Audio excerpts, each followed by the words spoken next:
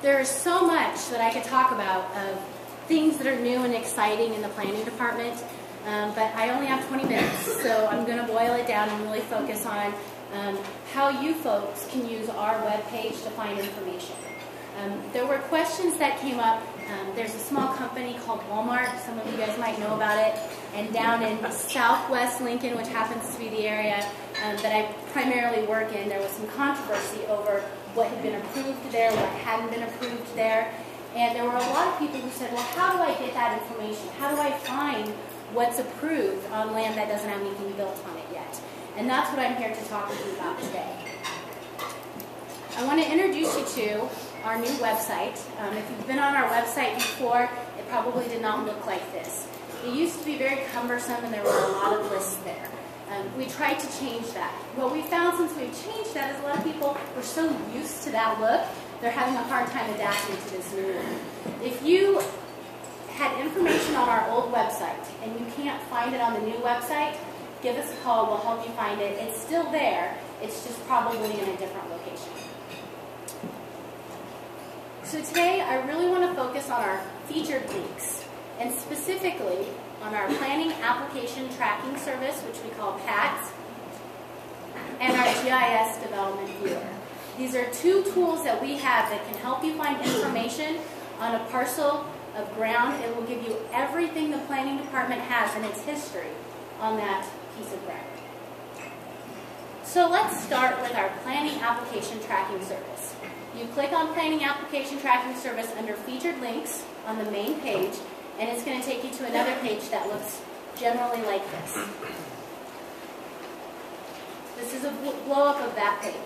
There are several ways to search for information on the planning department's website.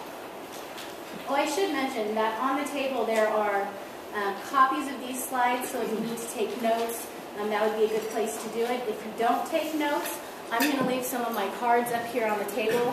Feel free to pick them up on your way out and give me a call if you have any questions. Okay, so you can look for zoning action signs. Does anybody know what a zoning action sign is? Yeah, Wendy, I bet you do. They're the yellow signs that you see around town that say zoning action on them. I think sometimes they can be overlooked because they're about the same size as a real estate sign or a smaller construction sign. But those we put out anytime that we're going to do a new zoning action on a property to let the neighbors and the surrounding property owners know what's happening there. So you drive by and you see a yellow sign on a piece of property and you wonder, well, what's that about? How do I get more information on that? You can come to this page and click on zoning action signs, and it'll bring up a map of where all those signs are. We'll talk about that here in just a second. Another way to do that, there's an application overview map. And this is a very good tool because if you don't want a specific parcel and information on that parcel, you kind of want to know what's generally going on in an area, you can go to this map and it'll bring up all the information we have on that particular area. And finally, there's the selection screen. And I actually just put in a work order this morning. I'm hoping we'll move selection screen under featured links so it's easier to find. And the reason why we need to do that is because probably the selection screen is the one that you're going to use the most. It's probably going to be the most helpful tool for you to find specific information that you're looking for. This is what the selection screen looks like. These are tabs along the top, so these are different ways that you can search for information. If somebody gives you an application number, and they say, for instance, we have a special permit, this is the special permit number, and you want more information on that, you type that number into that little box, click search, and it's going to bring up a page with that information on it. If you go to application date, you know that there's something, but you don't know specifically what that application number is. You say, I called the planning department, talked to Christy, so I know Christy was the planner on it, and I know it hasn't been approved yet, so it must be in progress. And I know it's a special permit. You can put that in, and it will bring up all the special permits, say, that I would be working on that are currently active. If you click on the Planning Commission tab, I think I have on the next one, this will give you a list of all of the items that are currently on schedule to have a planning commission hearing, or were on schedule to have a planning commission hearing. You can see there was one that had been scheduled, and is now withdrawn.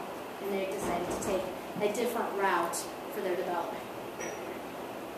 And I don't have clips of all of these, but essentially the city council and the county board function the same as the way the planning commission was there. A few minutes ago, I talked about the zoning action signs. When you click on zoning action signs on that main page, this is the map that pops up. You look around and see you were driving right down here, and you're like, there's the sign. That's got to be the one that I was thinking of. You come over here and you click on that sign, and then a page is going to pop up on your screen that's going to give you all of that information. This is all dates and people information. All of the documents that are associated with that special permit or that zoning action, those are all listed down here at the bottom of the page. Everything that is going to be on this map is stuff that's not yet approved. It is stuff that is in the process of either having a public hearing at Planning Commission or at City Council.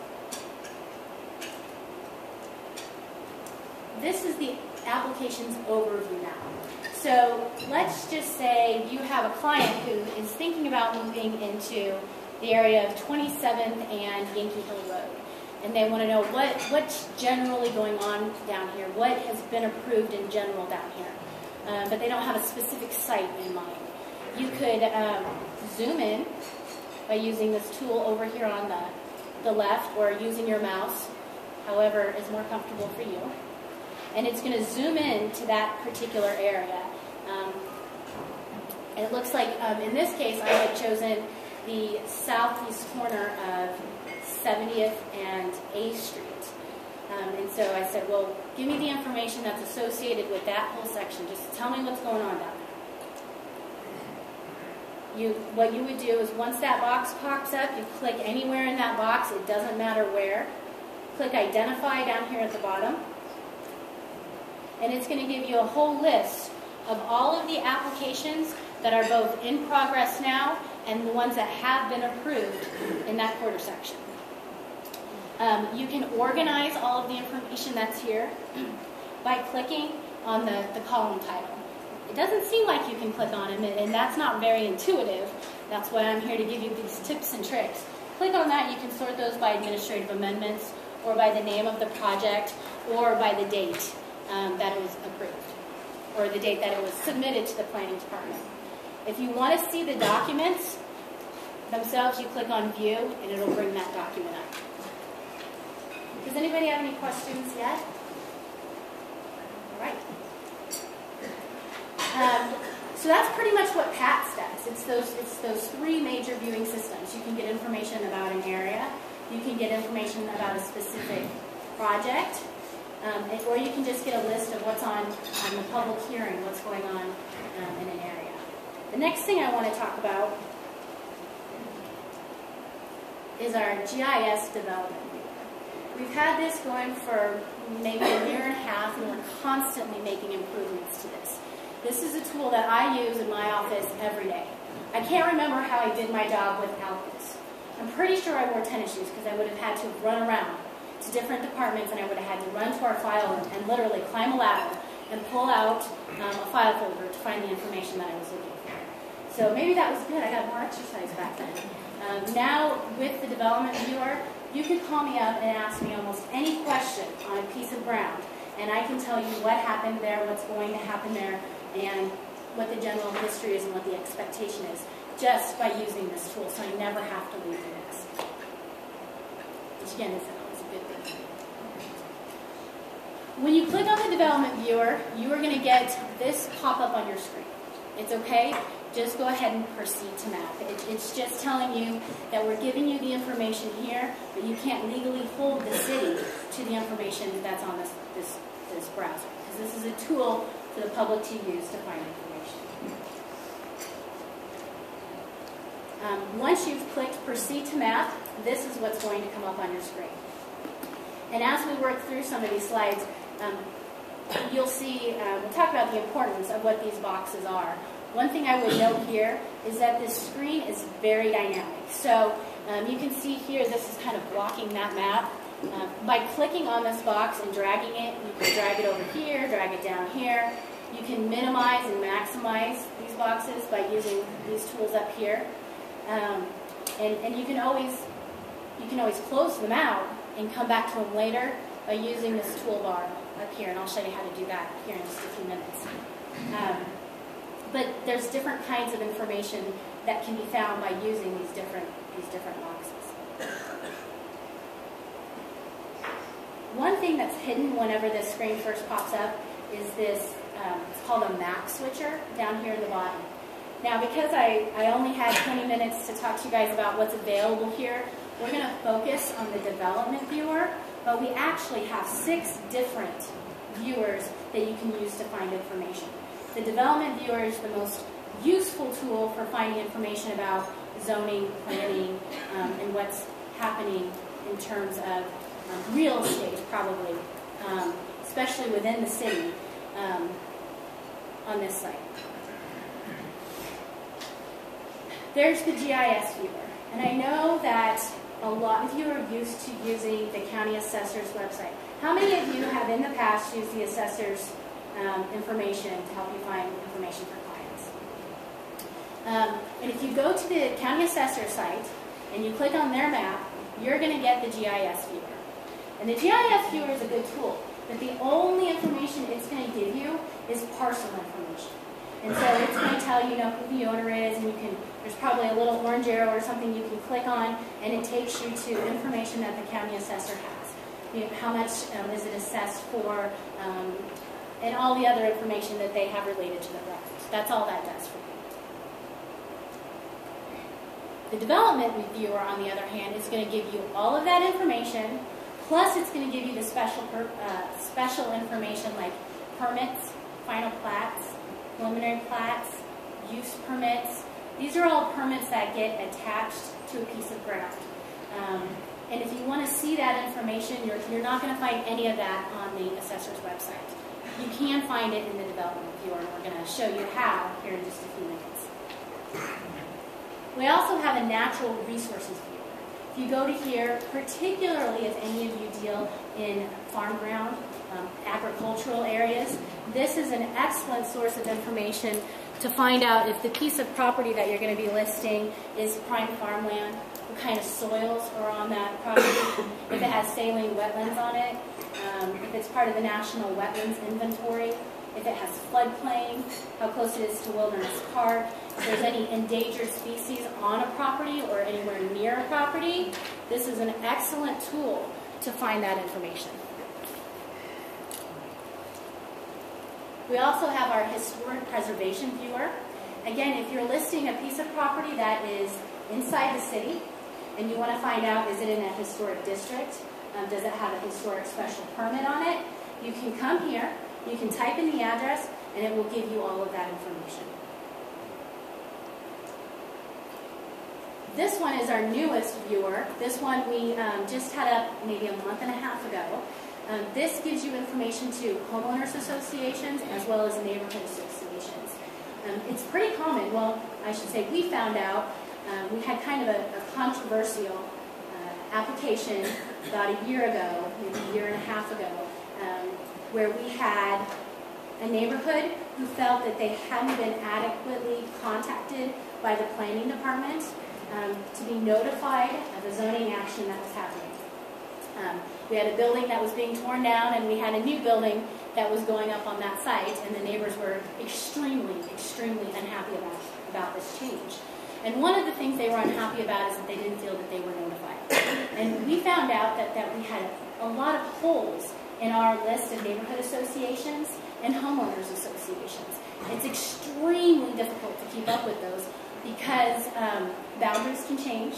The representatives change, they move out of the neighborhood, but they don't let anybody know, and they don't update, and some of them don't have websites, some of them don't want to have their phone numbers listed because they don't want to be contacted by outside agencies. So we did an extensive review, and we did outreach to the community to say if you are in a homeowners association or a neighborhood association and you want to be contacted by the planning department, give us the boundaries of your association and a contact for that association so that we can do that outreach. We then took that information and we put that onto a viewer. so that everybody can access that information. So whenever one of your clients is moving into a new area and they want to know, is this in a homeowners association or a neighborhood association? Do you know what the difference is between the two? Maybe. I didn't know for a long time. Homeowners association is generally where you're going to pay dues to, and it's a specific area. A neighborhood association is something you generally find in older areas of town. You don't pay dues, but there is an organization that represents that part of the community. And generally, if development happens, that organization will represent the whole area on city issues. So all of that information is out there. You could go there, type in the address that you want to list, and get the information for the client who's interested on that site. And then the last one we have is our capital improvements viewer. This one can come in handy. Old Cheney in the past has been, not so distant past, has had a lot of discussion on whether it should be widened or shouldn't be widened. Is there money to pay for it? How much is it going to cost? Those kinds of questions come up. And I'm sure that all of you have had clients who wanted to buy a house that maybe backed onto an arterial street that wasn't completely built out yet. And they might ask that question. And until recently, it would be hard to find that information without calling the city, finding who in the city to talk to, probably getting transferred around a few times to find the right person to get to the question and really, really understand what the answer is. Online, this is our capital improvements viewer, so it lists all the capital improvement projects that the city has in their 6-year plan. So if you want to know what's going on in a street, is something new going to happen here that's been budgeted by the city? Because once it's budgeted, then it's likely to happen. If it's not budgeted, I wouldn't necessarily hold my breath. So this would be a good place to come and find that information. Does anybody have questions about the different kinds of viewers? Yeah. In the CIP viewer, is that just capital improvements that are planned by the city, or do you have anything planned by the county or the state? This one, I believe, is just the city. This website is the City of Lincoln Lancaster County website, so this is only going to be information that is related to the City of Lincoln and Lancaster County. So if you have listings in Cass County, Sarpy County, or anywhere outside of Lancaster, you're not going to find the information. Yes. Yep. On the capital, if it's longer than 6 years out, where do you go to find information like that? What's on as far as what's planned beyond 6 years? You would probably have to call the city and talk with one of the planners who works on the long term.